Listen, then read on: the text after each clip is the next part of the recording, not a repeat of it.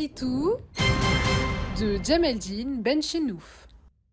Salam alaikum, Azulfilaoun, bonsoir. Dans les médias du système et dans son discours habituel, tout est soigneusement entrepris pour suggérer l'idée que la Kabylie a été neutralisée en quelque sorte, qu'elle n'est plus aussi frondeuse qu'elle l'était il n'y a pas très longtemps.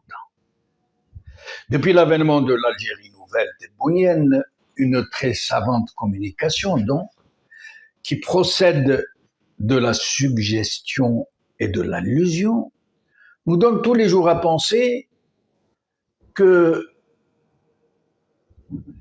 si cette région n'est plus aussi frondeuse qu'elle l'a toujours été, c'est parce que ces populations ont été emballées, enthousiasmées par les réalisations pharaoniques du président Tebboune, par sa popularité et non par son populisme, par son charisme, ses qualités de grand rassembleur. En fait, oui, dans la logique du système, ces populations ont en effet été emballées. Mais dans le sens épicier du terme, comme on emballe des sardines dans du papier journal. Autrement dit, mise en boîte, par une série de mesures subliminales pour disjoindre le ciment qui unissait les Kabyles dans une même adhésion républicaine, démocratique, mais dans un cadre national algérien, dans une farouche aspiration à la démocratie pour tout leur pays. Sur cet aspect et ces caractéristiques de la Kabylie, caractéristique est bien le mot idoine en effet, puisque ces populations se caractérisent par ce refus atavique de subir passivement la férule du despote, quel qu'il soit.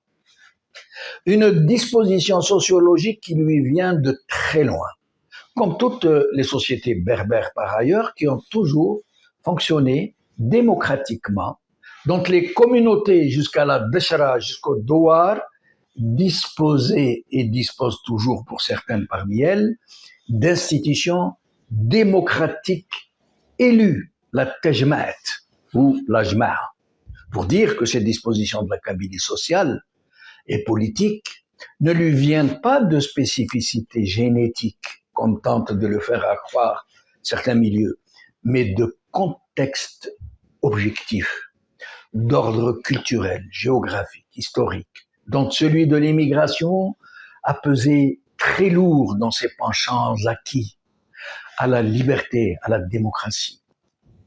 Région très peuplée, ne disposant que de maigres ressources et se situant à la proximité immédiate de la capitale, la Kabylie est devenue très tôt une terre de migration. D'abord vers la capitale et toutes les régions du pays, puis tout naturellement et très tôt vers la métropole du pays colonisateur où nos émigrés ont pu s'immerger dans le bain bouillonnant du syndicalisme et du nationalisme naissant. Ce qui explique, très superficiellement j'en conviens, ce potentiel républicain qui distingue la Kabylie, où l'émigration a joué un rôle de catalyseur, contrairement à d'autres régions qui ont évolué en relative autarcie. Et pourquoi? Voilà pourquoi la Kabylie a toujours constitué un bastion, un pôle de résistance depuis le premier jour de l'indépendance. Et voilà pourquoi ce régime tente de la normaliser par le bas. Et pourquoi il fait tout pour réduire et disperser le potentiel contestataire de cette contrée. À plus forte raison qu'elle risque de faire échouer les très insidieuses opérations de très grande intensité pour préparer au mieux les prochaines présidentielles et assurer un boulevard pour le rempilage de l'actuel président Tebboune, élu avant même qu'il n'annonce sa candidature. Les précédentes élections présidentielles de 2019 se sont distinguées par le boycott le plus massif de l'histoire d'Algérie. À un niveau national, certes, mais tout particulièrement en Kabylie, où il y a eu quasiment un record historique de 0 vote. Le régime actuel, donc le président Tebboune n'est l'homme fort que par défaut, ne peut pas se permettre de repasser dans de telles conditions. Si un autre boycott de la même envergure pouvait se reproduire, il déclencherait très certainement une réaction en chaîne, particulièrement contre-productive pour le système, voire même une reprise très forte du Hirak. C'est cela, c'est cette véritable hantise pour le régime, qui ne lui a pas laissé d'autre choix que de faire appel à tous ses spin doctors pour neutraliser toutes les possibilités d'un autre boycott. Dans cette vaste opération, où un grand nombre d'opérations sont dans l'opération, la Kabylie a été le point nodal de la subversion. Il fallait absolument la couper de tous ses ancrages contestataires, de tous ses chemins au ralliement, de tous ses ports d'attache symboliques. C'est ainsi que le focus du renseignement, de la subversion et de la corruption se sont fixés sur des points de pulsion politique particulièrement stratégiques, particulièrement symboliques.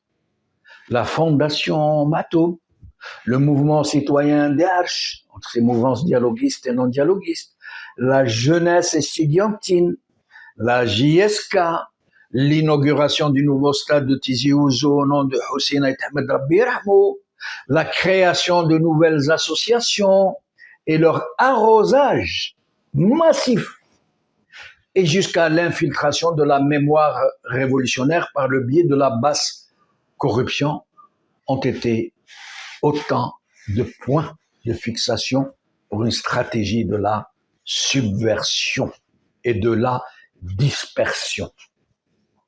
C'est tout cela qui a été mis en œuvre et bien plus encore, et qui a permis, lors de ce récent déplacement du président Tebboune à Tizi Ouzou, de faire affluer dans la ville des foules de troupes spécialisées étrangères à la région, mais spécialisées dans la claque et du you-you, sans que la vraie population de Tizi Ouzou ne puisse s'interposer.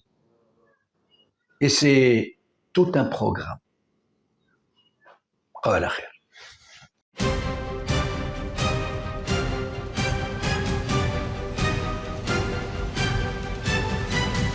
L'édito de Djemeldine Benchenouf.